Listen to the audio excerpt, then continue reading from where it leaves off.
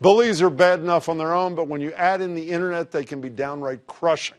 That's why one local town official is speaking out about how he's been targeted, and it's made him so much more worried about kids, especially those with disabilities. Stephanie Leydon has more. Keeping a town running means making decisions that are bound to upset someone. And in Billerica, the town manager gets it. Criticism comes with the job. People don't agree with it, you hear about it. But John Curran says increasingly he's been targeted in online posts, not for what he does, but for how he looks. It was crossing the line to refer to me as someone with half a face. That's a very personal assault on me. Curran was born with a rare condition, his right jaw never fully formed, much like the leading character in the 2017 movie Wonder.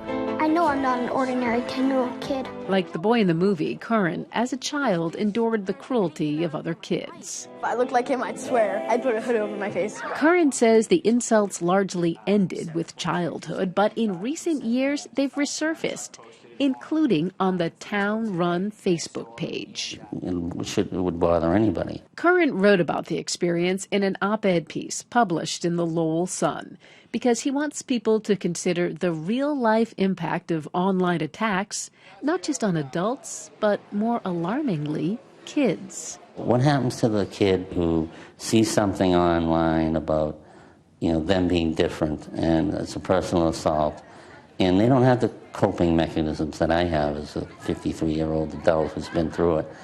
And it's, to them, it's the end of the world. He worries for kids with disabilities, social media can become a kind of torture.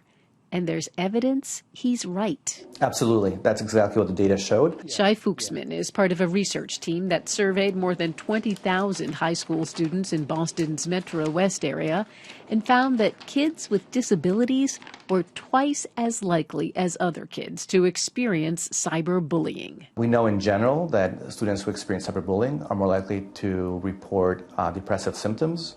And also to report suicidality. That means having suicidal thoughts and perhaps even suicidal attempts. He'd like to see schools work with kids to reduce cyberbullying, something John Curran hopes going public with his own experience will also do.